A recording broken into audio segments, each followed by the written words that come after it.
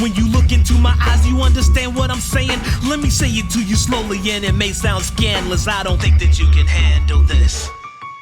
Once again, we are on. He is the great Mike Steph. I am the Mojo King. This is Hidden Gems Football, brought to you by the mighty 19 Media Group.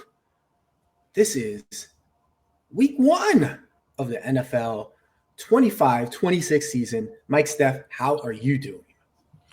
I'm doing all right. I just almost had to remind myself who I am because I don't see my name on the thing.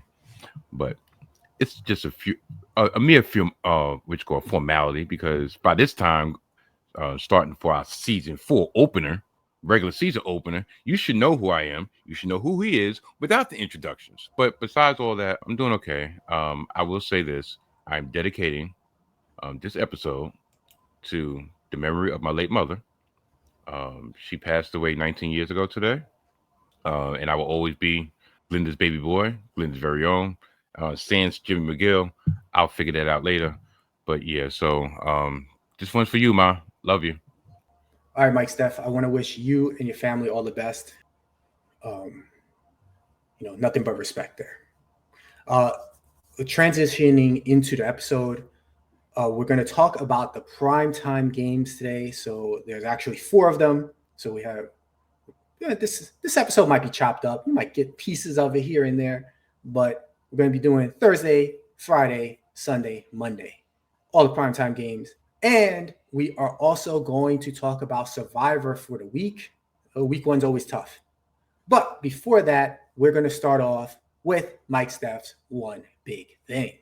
Something happened, I want to say officially about a month ago, that will affect both you, the viewers, and a lot of ancillary organizations dealing with football, and that would be the partnership between the ESPN and the NFL. The NFL has actually acquired a 10% stake in ESPN. I'm going to read this little blurb that I copied. It goes as follows. NFL Network, which has nearly 50 million subscribers, will be owned and operated by ESPN and will be included in ESPN's direct-to-consumer product app. The NFL Red Zone channel will be distributed by ESPN to cable and satellite operators. However, the NFL will continue to own, operate, and produce the channel, as well as retain the rights to distribute the channel digitally. Meaning, if you got the NFL Plus app, which I do, and I got the, and I pretty much watch Red Zone on my app, Chromecast it to the TV and so forth, I still have to pay the $14.99 per month. It's not included in the ESPN app. I was thinking, well, to give me some reason on buying this ESPN app, to watch my WWE PLEs, which are now on the ESPN app. All right, fine. If I get the Red Zone, I could kind of see it. No. If you want the Red Zone digitally, you have to continue having your NFL Plus app plus the ESPN app to watch some exclusive games, which I'll get to in a minute. ESPN would also get the rights to the Red Zone brand, which is very important. Meaning Red Zone channels for college football and basketball, amongst other sports, could be coming in the future. Also, and this is something that my man Mo would be very interested in, the hidden gem czar himself, NFL fantasy football will merge with ESPN fantasy football, giving ESPN the official fantasy football game of the league. How do you feel about that? The NFL fantasy platform wasn't necessarily the best anyway. I think ESPN's is superior. So merging it together with ESPN probably just works out better for the average fantasy player.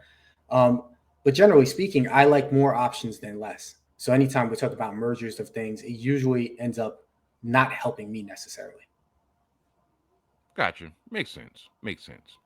Now, continuing, the NFL Network will still air 7 games per season, 4 of ESPN's games, including some that will be overlapping windows on Monday nights. When they have those double headers on Monday night, one on the NFL Network, one on ESPN proper, or one on the NFL Network, one on ESPN 2, 1, 3, app, whatever. Pretty much they'll split them up.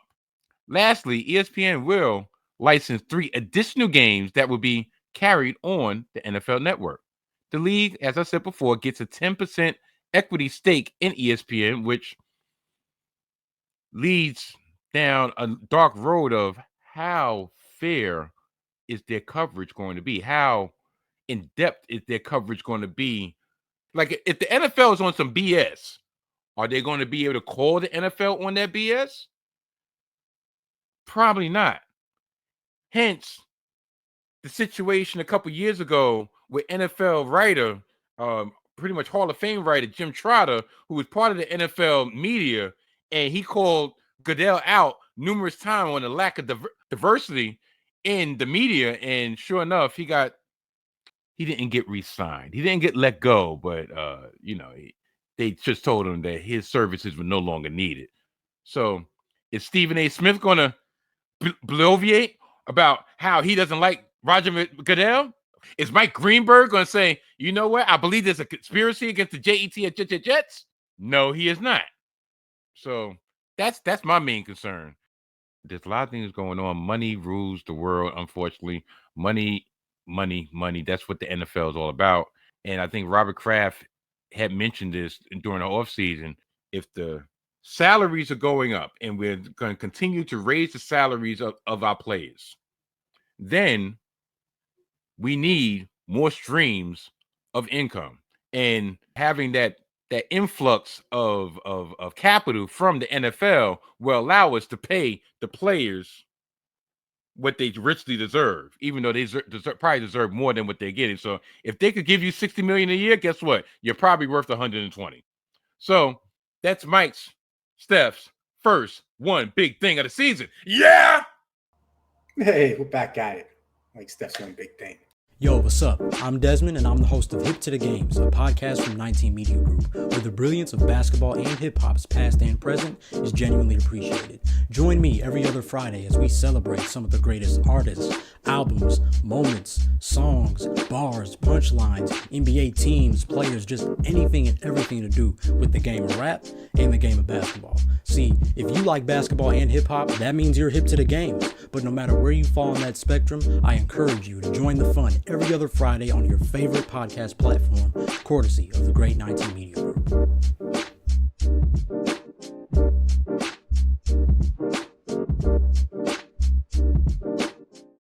All right, let's spark it up talking about the Dallas Cowboys heading to Philadelphia to play the Eagles. The Eagles are 7.5-point favorites. I've seen 8.5 in a couple of places, but 7.5-point favorites. The total is expected to be 47.5 points. That means Vegas is telling us that Philadelphia will score 27.5 points while Dallas scores 20 points. There are not much injuries to talk about. Looks like a lot of people were, questionable, but they're likely to play. A couple of key notes real quick. Of course, Dallas added wide receiver George Pickens and running back Javonte Williams. They both look to be starting this week, but they lost a certain defensive end. Mike, Steph, what do you think about this game? Well, I'll start with the Eagles first. Being the fact, and I'm going to preface this for this week, being the fact we're starting on the regular season, we're starting for the first games of the season, a lot of my routine is a little bit off because I have nothing to draw from. One of my philosophies over the last couple of years, personally, especially when it comes to betting, is having to realize that I have to put last year's results, last year's stats to a certain degree to the past, because this is a new season. Every season is individual. Different individuals that moved over, even they're all intact, they're a year older. It's so many moving parts that I have to concentrate on the current, on the here and now. So I'm going to start with the Eagles, and with that mindset, they kind of agree with me. When the Super Bowl championship banner goes up this Thursday night in Lincoln Financial Field, the Eagles players and the coaches will be nowhere to be found. That's because that accomplishment is in the past. And head coach Nick Sirianni wants his team to focus on what's ahead of them. See how that segue? It was a little clunky, but I got there. Now, Sirianni said, I didn't know it was banner night. We won't be out for that, he told reporters this past Tuesday. But also, do you know that Dude Wipes, yes, Dude Wipes, has sponsored not a stadium, no, not a team, no, not even a player, but an actual play. On Tuesday, the Eagles announced that the industrial strength crevice cleanser is the official sponsor of the team's trademark play, the Tush Push. I don't even know what to say. So Dude Wipes, I used to make fun of Dude Wipes. What, it's like a wet wipe for men? Yeah, that's exactly what it is. It's a wet wipe for men. And the Tush Push, Dude Wipes, listen, that's classic. That's classic branding. But as for this game, for the Eagles, listen, you got Jalen Hurts, you got Saquon Barkley, you got the whole cast of characters. You know, they should be on a roll. Now for the Cowboys, fresh off their blockbuster trade that Mo was hinting to, and some would say head scratching trade of Micah Parsons. Yeah, that was that defensive end that he was alluding to. They traded him to the Packers for defensive tackle Kenny Clark. And that move will be put to a test immediately because Kenny Clark is supposed to be a run stuff extraordinaire, and you're going against the number one best running team in the NFL, at least as of last season. More importantly, the matchup that we need to look forward to is the interior of the Eagles' offensive line versus the defensive line of the Dallas Cowboys. More specifically, keep an eye out on Eagles guards in this game. Left guard, Landon Dickerson is dealing with a back injury. Dickerson's status for the game is in question. Also, the Eagles have a new right guard, and that's Tyler Steen, who takes over for the departed Mekhi Becton, who left in the offseason to go to the Los Angeles Chargers. Do you know that the Cowboys gave up last year 137 yards per game on the ground, 4.8 yards per attempt on the ground, which ranked 30th in the NFL? This is strength versus weakness. You think Nick Sirianni is not going to test this weakness? So, yeah. As for this game, for this total, 47.5. Eagles by 7.5. Well, first game of the season, got to get the crooks out. So I will take Dallas +7 over under. I know you said something about not looking at last stats, but that's what I'm looking at. So last year, Philadelphia defeated Dallas twice. They were 2-0 against them. Those games, they won by 28 points and 34 points.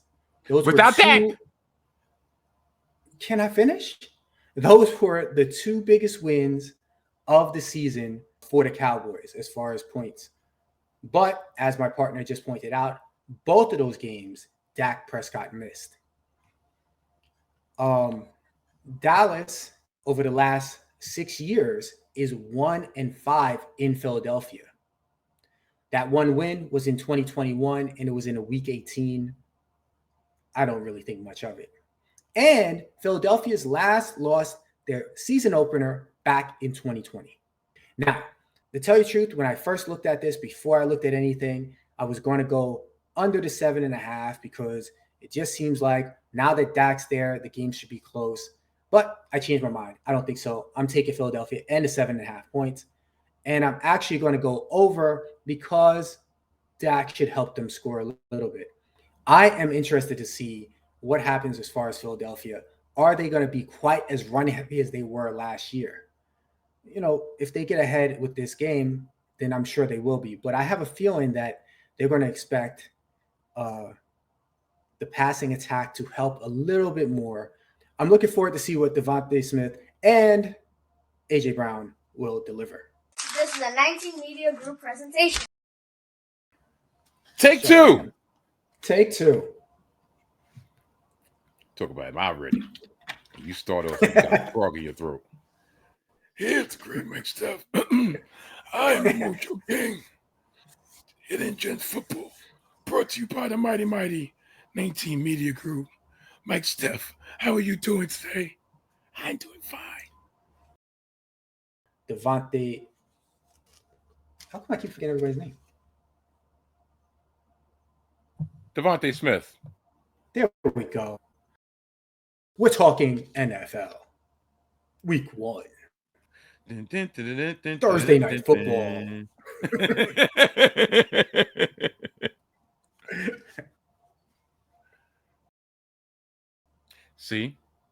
See what happens when I don't let you finish?